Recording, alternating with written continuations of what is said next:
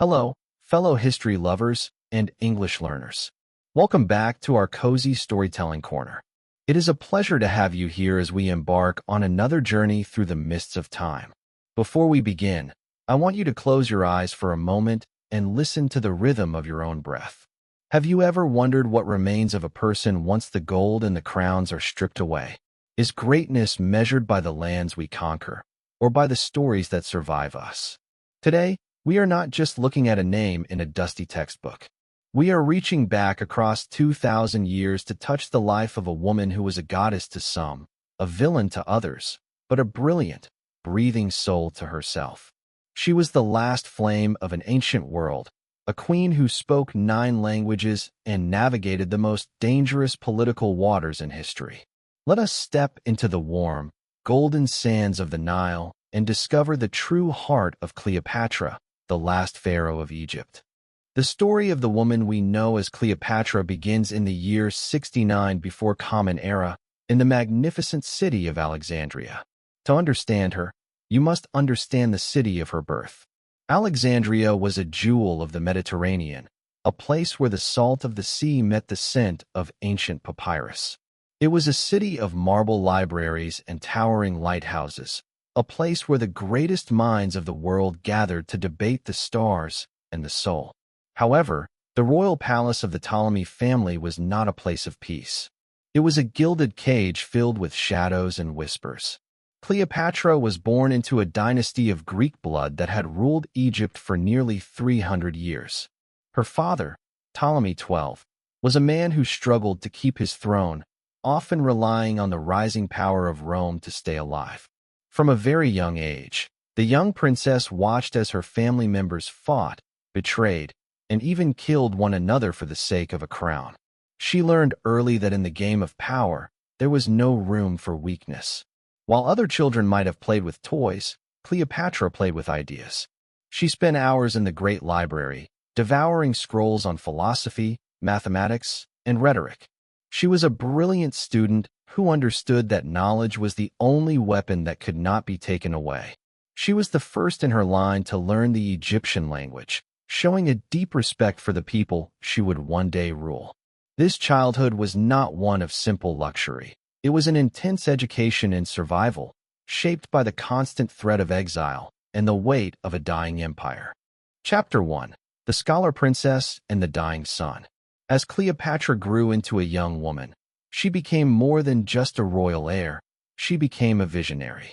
In the year 51 before Common Era, her father passed away, leaving the kingdom to 18-year-old Cleopatra and her 10-year-old brother, Ptolemy XIII. According to the traditions of their family, they were to rule together as husband and wife, but Cleopatra had no intention of being a secondary figure. She saw Egypt not as a fading relic of the past, but as a potential superpower that could stand equal to Rome. She began to style herself as the new Isis, the mother goddess of the Nile, connecting her image to the ancient traditions of her people. While her brother's advisors sought to control her and push her into the background, Cleopatra fought for her autonomy. The palace was a nest of vipers, and the air was thick with the scent of incense and conspiracy. She realized that her brother's regents were plotting her downfall, and eventually, they succeeded in driving her out of the capital. Cleopatra found herself in exile, standing on the edges of the Syrian desert, with nothing but her intellect and a small group of loyal followers. Most people would have given up, but Cleopatra was different. She looked at the horizon and saw not a dead end, but a new beginning. She began to raise an army, proving that her voice could command soldiers as easily as it commanded poets. This period of isolation was her true crucible. It was where she learned that to lead a nation, she first had to lead herself. She understood that she could not return to Alexandria as a beggar. She had to return as a force of nature. The world was changing rapidly, and the shadow of Rome was stretching across the sea. In Rome, the great general Julius Caesar had just defeated his rival Pompey and was seeking to settle the debts and disputes of Egypt. This was the moment Cleopatra had been preparing for her entire life. She knew that if she could win Caesar to her side, she would win Egypt back. But Caesar was in the palace of Alexandria, surrounded by her brother's guards. To reach him, she had to be invisible. This leads us to one of the most famous moments in history, though the reality was likely more about courage than theater. She had herself smuggled into the palace, hidden inside a large laundry bag or a rolled-up carpet, carried by a loyal servant. When the bag was opened and she stepped out before the most powerful man in the Roman world, she did not look like a fugitive. She looked like a queen. She didn't use only her beauty to charm him. As many stories say, she used her mind. She spoke to him of politics, of empire, and of a shared future. Caesar, a man who had seen everything, was mesmerized by this 21-year-old woman who possessed the wisdom of a sage and the fire of a warrior. Together, they defeated the forces of her brother in the Alexandrian War. Cleopatra was restored to her throne, and the sun seemed to shine brighter over the Nile. Chapter 2. The Dream of an Eastern Empire. With Caesar by her side, Cleopatra entered a period of unprecedented influence. She was no longer just a ruler of a Mediterranean kingdom. She was a major player on the global stage. She followed Caesar to Rome, living in a villa near the Tiber River. Her presence in the heart of the Roman Republic was a scandal. The Romans were a conservative people who mistrusted kings and queens, and yet they were fascinated by her. She brought with her the luxury of the East, her knowledge of administration, and a vision of a unified world. Some historians believe she even influenced Caesar's ideas about how a state should be run. She gave birth to a son, Caesarion, whom she hoped would one day bridge the gap between the two worlds, uniting the heritage of the pharaohs with the power of Rome. However, dreams built on individuals are fragile. In the year 44 before Common Era, on the Ides of March, Caesar was assassinated. The world Cleopatra had tried to build crumbled in a single afternoon. She had to flee Rome, returning to an Egypt that was once again vulnerable and alone. The loss of her partner was a tragedy, but for a queen, grief is a luxury she cannot afford. She returned to her people, working tirelessly to manage the economy, distribute grain during a famine, and strengthen her military. She was a mother now, not just to her son, but to her nation. She knew that the Roman civil wars were far from over, and soon, a new leader would rise who would need the wealth of Egypt. The man who emerged from the chaos was Mark Antony, Caesar's loyal friend and a powerful general who now controlled the eastern provinces of Rome. In the year 41 before Common Era, he summoned Cleopatra to meet him in Tarsus. This was perhaps the most calculated and magnificent move of her career. She arrived on a barge with purple sails and silver oars, the air filled with the scent of exotic perfumes and the sound of flutes. She appeared as the goddess Aphrodite, surrounded by beauty and grace. Antony, a man of passion and appetites, was completely overwhelmed. But once again, while the world focused on the romance, Cleopatra was focusing on the alliance. She needed Rome's protection, and Antony needed Egypt's wealth. Their partnership became one of the most famous love stories in human history, but it was also a daring political gamble. They lived together in Alexandria, a city they transformed into a cultural capital that rivaled Rome itself. They had 3 children together, and for a few golden years, it seemed as though they might actually succeed in creating a new kind of empire, one that was inclusive and multicultural. Cleopatra was at the height of her powers, ruling a kingdom that stretched from the borders of Libya to the coast of Arabia. She was truly the Queen of Kings, a title she proudly bestowed upon herself and her children. Chapter 3. The Gathering Storm of Actium. But the gods are often jealous of human ambition. In Rome, a young and cold-blooded leader named Octavian, the future Emperor Augustus, was watching. He saw Cleopatra not as a romantic heroine, but as a dangerous threat to the Roman way of life. He began a massive propaganda campaign against her, painting her as a foreign temptress who had bewitched a Roman general and stolen his senses. He did not declare war on Antony. He declared war on Cleopatra, making it a conflict of cultures and values. The tension grew until it reached a breaking point in the year 31 before Common Era at the Battle of Actium. This was a naval battle on the Ionian Sea, a clash of massive ships and even bigger egos. Cleopatra was there on her flagship, commanding her own fleet. However, the battle was a disaster for her side. Seeing the tide turn, Cleopatra retreated with her ships, and Antony, in a moment of desperate love or perhaps madness, abandoned his troops to follow her. This moment marked the beginning of the end. They fled back to Egypt, pursued by the shadow of Octavian's inevitable arrival. The luxury of the palace in Alexandria now felt like a tomb. The grand banquets were replaced by somber planning sessions. Cleopatra knew that the world she had tried to build was falling apart, and the Roman legions were marching toward the gates of her city. The year that followed the Battle of Actium was a slow, agonizing wait for the inevitable. Cleopatra and Antony tried to negotiate with Octavian, offering to abdicate or go into exile. But the young Roman was uninterested in mercy. He wanted Egypt, and he wanted Cleopatra as his prize to be paraded through the streets of Rome in chains.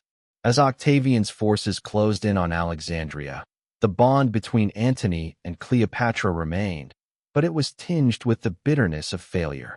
In the year 30 before Common Era, a false report reached Antony that Cleopatra had died. In his overwhelming grief, he fell upon his sword. He was brought to the monument where Cleopatra was hiding, and he died in her arms, a tragic end for a man who had once ruled half the world. Cleopatra was now truly alone. She was a captive in her own palace, watched by guards, her children's lives hanging in the balance. She met with Octavian, and even in her lowest moment, she tried to use her legendary intellect to find a way out. But she realized that there was no way to save her crown or her dignity while remaining alive.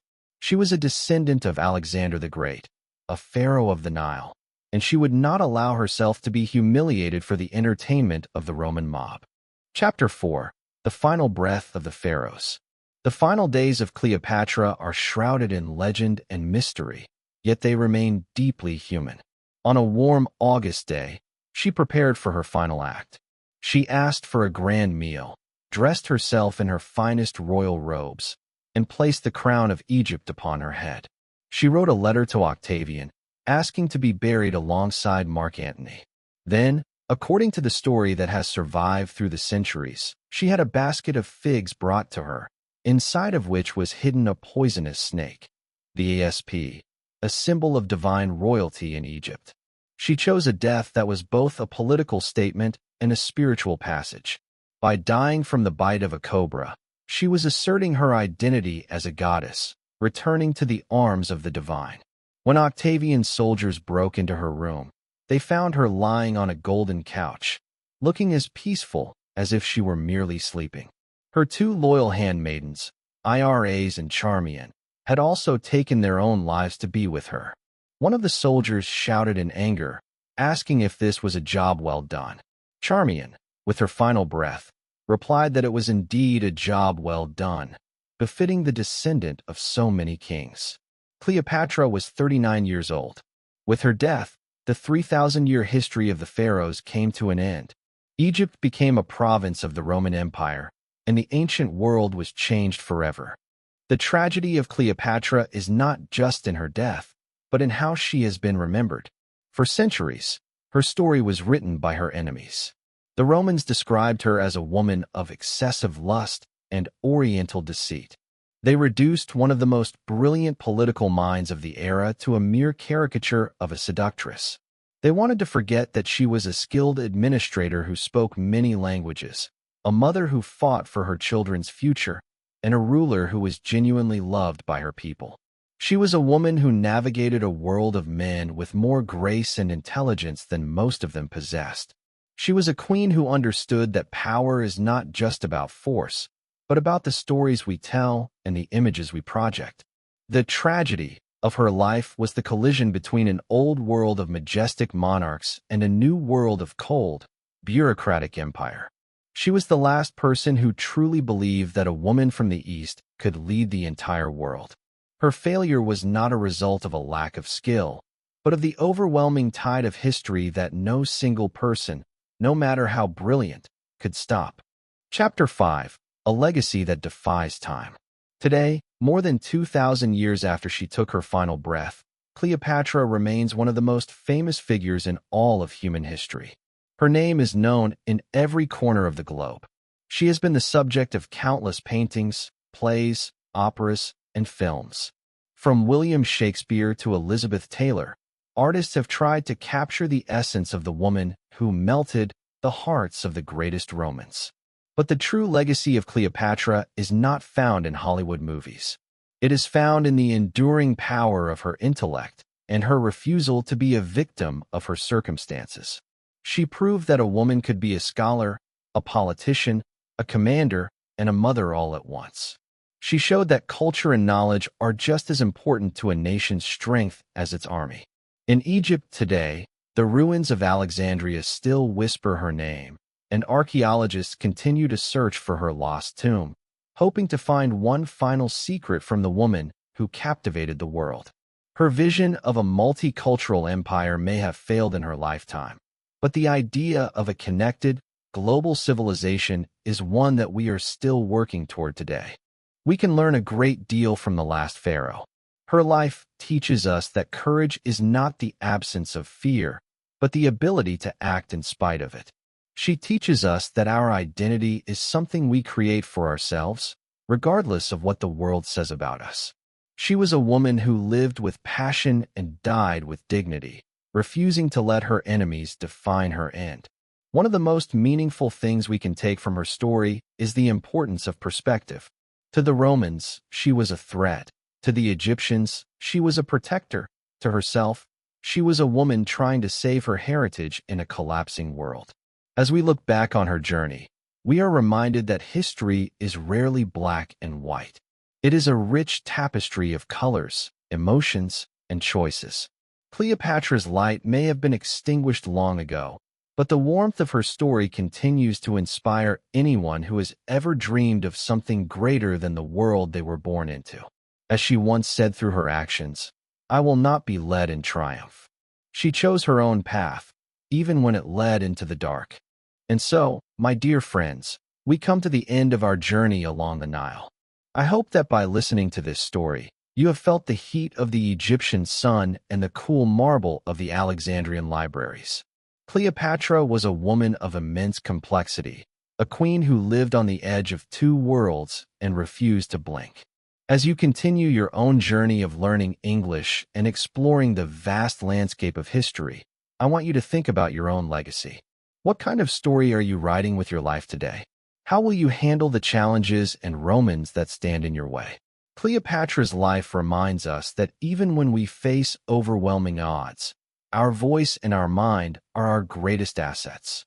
Never be afraid to be the smartest person in the room, and never be afraid to stand up for what you believe is right. I would love to hear your thoughts on this incredible woman. Do you think Cleopatra was a hero who tried to save her country, or a politician who was only interested in her own power? Do you think the world would be different today if she and Mark Antony had won the Battle of Actium? Please share your reflections in the comments below. Your insights and your voice are a vital part of our community.